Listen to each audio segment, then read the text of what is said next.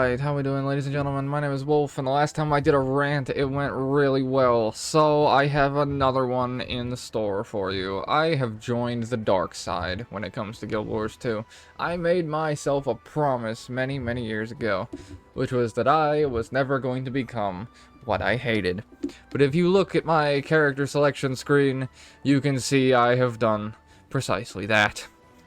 At the back end is my ranger and my warrior, and on the left side in the played category is guardian, necromancer, and engineer. Now engineer less so, but guardian and necromancer I attributed to the longest time as complete cancer. Mostly because in PvP these were the two most low skill specs, and don't get me wrong, I still absolutely think that they are a fucking joke across the board. And that's kind of why they're so much fun. I think they're brain dead easy with such high power level that it is just leaps and fucking bounds across everything else. So I have played most of my time in this game as ranger. This isn't my ranger transmog because I put the gear on my engineer.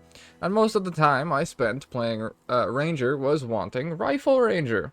Because, you know, ranged class, and it should get a ranged weapon. Maybe some pistols, maybe a rifle, you know, anything. No, never got it, never got access to it. However, engineer with mechanist is everything that I wanted Rifle Ranger to be, and more. Because mechanist hits like a fucking freight train. I unlocked the mech, the dude's superhero landings in out of the fucking air. I press the first force punch button when I have no traits unlocked, and he crits 9k! I didn't even have accessories on the character, and the mech crit 9k! It was so stupid! It was so dumb. And then I go and I look at the fucking signets that this thing gets, and it's absurd. It's I now understand why the Fields of Green meme was so fucking prevalent, bro. Yeah, I get it now, and I missed the boat. Like, this is the thing. This is post-nerf rifle engineer. Post-nerf. Also, that rifle's cool as fuck. It's from the event. Do the Festival of the Four Winds. But read this. Heal yourself and your mech every second. Okay, so we're just passively, constantly healing 314, because, you know, why would we want to go down? And then 18% strike damage. Just for having this slotted. This is better than Bane Signet because it's percent damage. Bane Signet just gives you flat power, which I'll cover when I get over to Guardian.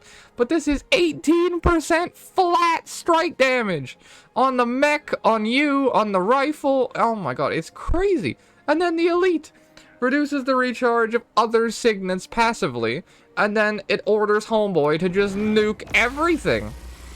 Like, oh my god, it's disgusting how powerful this thing is. And it's 44k health! What the hell, dude?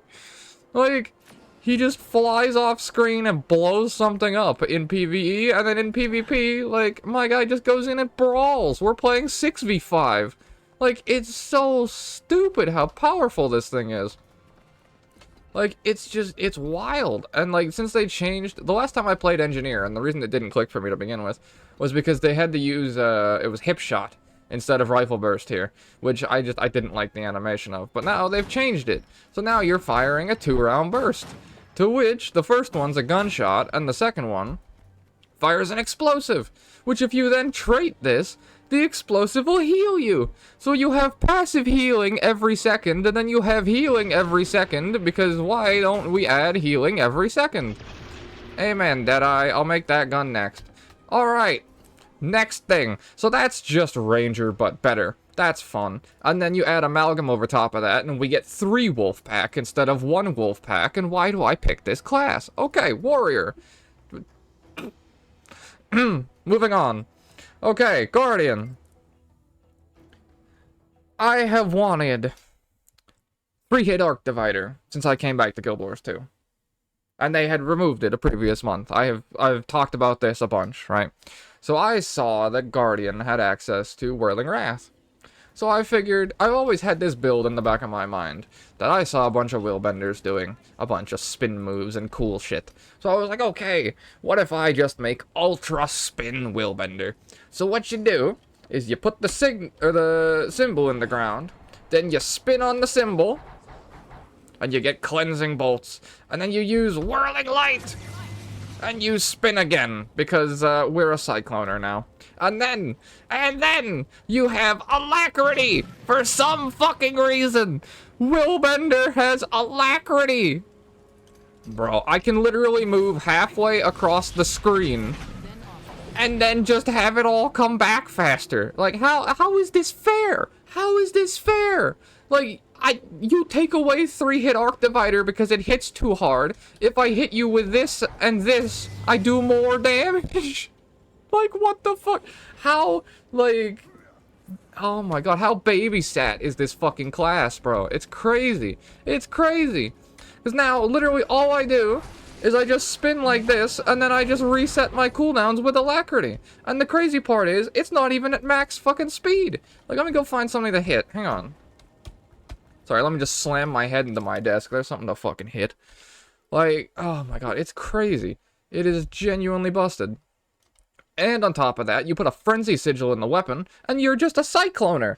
You just perma-spin. Like, if you want to play 3-hit Arc Divider, re-roll. Like, it's fucking retarded. Like, okay, so there's the Frenzy Sigil. Let me go find some trash here. Alright, so, like I said, 1, spin, spin, then we get Willbender Flames, next target, Frenzy goes off, resets the cooldowns, Frenzy goes off, teleport to the next target. Like, bro, I can 3-hit Arc Divider on a 3-second cooldown. Like, every warrior main, just fucking re-roll, dog. Stop pressing Endure Pain every time you log in. Like, this is so cancer.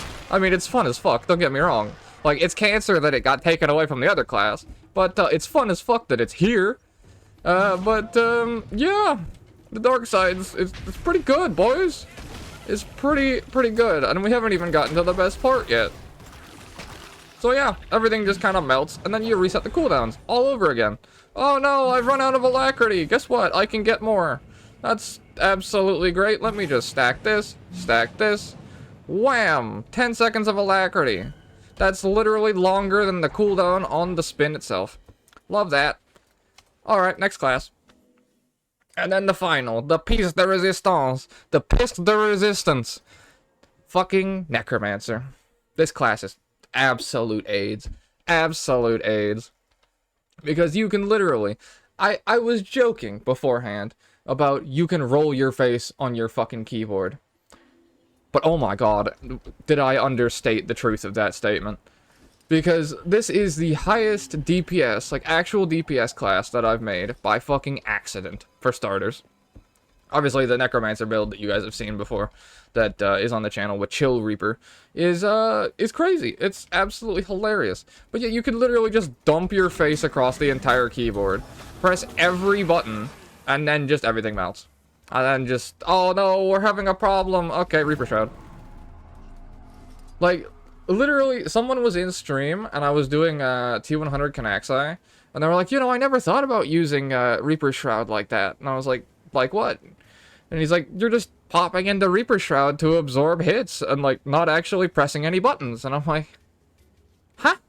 Like, that's not how people use Reaper Shroud, or just Shrouds constantly? Like, this thing regenerates so quickly. Like, if you're at maximum life force on a Celestial build, you'll have 50,000 effective health. If I go down, dude, revoke my fucking gaming license, dog. Like, this class is so brain dead easy.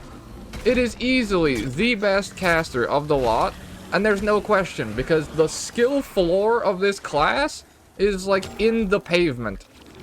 Like, literally, this class should be buried below the fucking church. That's how fucking easy this thing is. So let me just get full life force real fast. Alright. 16k. plus 23k. I have 39k effective health. Yeah, I have 39k effective health on a condition damage build with power split, with constant healing from condition damage over time. Like, the only way I can die is literally getting one shot or making so many mistakes because I'm playing Raid Shadow Legends on my side monitor that I just fall over by accident because I'm not even paying attention to the game.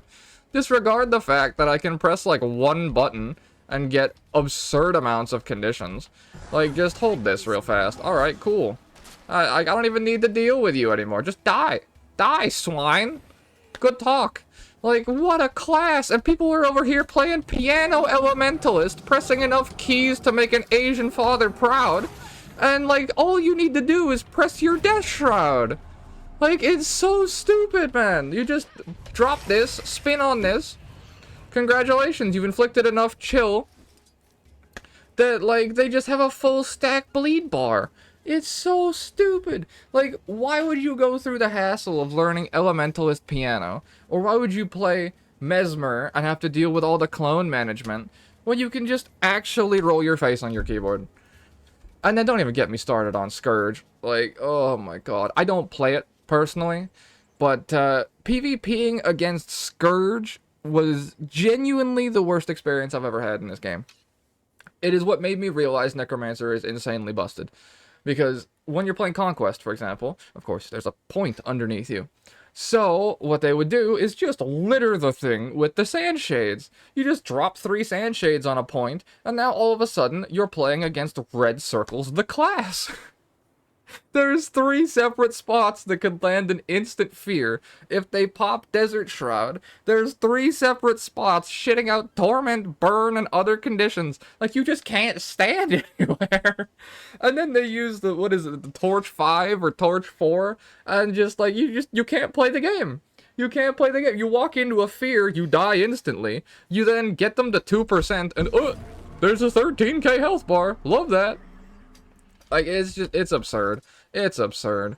And I mean, like, I played a bunch of push the other day, and I was somehow downing necromancers, and I don't get how it was happening. Like, I was able to burst them before the shroud, but you can literally, here's the stupidest part, you can get crowd control and still press your shroud key! So it's literally an APM diff! Like, you can get stunned, dazed, like, thrown into the sun, and you could probably still press your shroud key. Like, it's absurd. And then it just regenerates. It just regenerates. Like, if you use the, like, shroud generates, or what is it? Your shroud regenerates on marks or something. You just spam that bitch again, and, like, your actual health pool never has to take damage. Elementalists are on the floor. We're on the top of a mountain. Like, oh my god. Okay. I've ranted. Obviously. Let me explain the reason that I'm bringing this all up.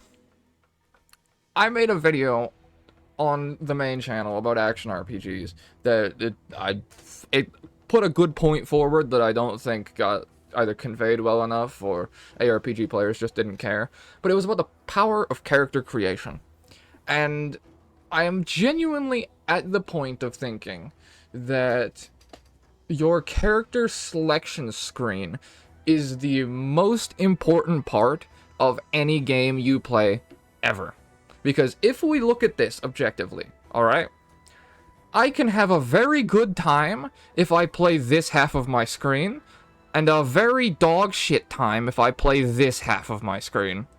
If you think about a 500-hour investment, because you're going to be playing a lot of these games, especially when it comes to MMOs or RPGs. Like, RPGs are a multi-100-hour investment. MMOs, to get good, are multi-100-hour investments. And people don't give this enough credit. They just pick something on the character creation screen of, oh, that looks cool, I'll go for that. And then all of a sudden, you're getting chain nerfed for 10 years in a row. You're losing access to backstab damage, and now a rogue can't one-shot someone with a fucking stealth attack. Like, it's just so dumb. You never get a ranged weapon in 10 years, except for the spear they add to everybody, which is still a hybrid weapon. Oh my god, like, nobody gives enough credit to the fact that the choice you make when you hit this button is literally going to dictate your next 500 to 1,000 to 10,000 hours, depending on what class you pick. Nobody thinks about the knock-on effects of character creation. They just pick what looks cool, pick the class that seems the most interesting. And I understand that entirely from a, casual perspective.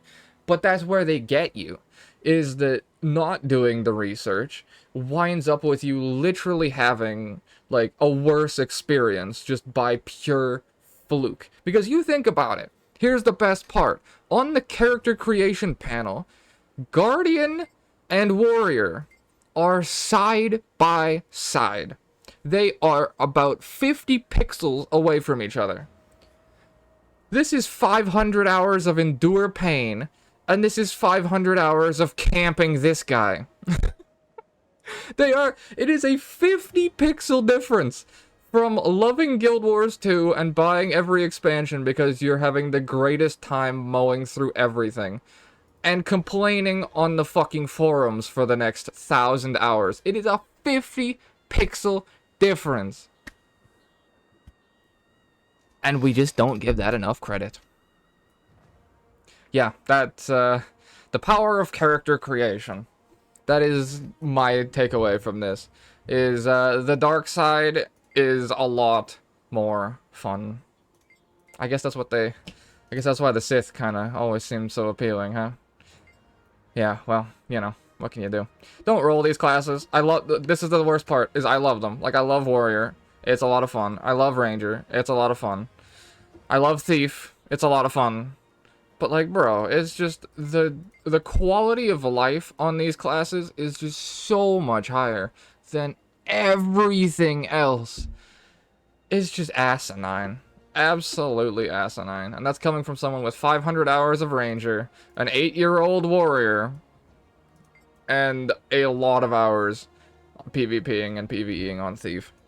Like, it's just... oh, it's wild. It's disgusting to me. Please buff these.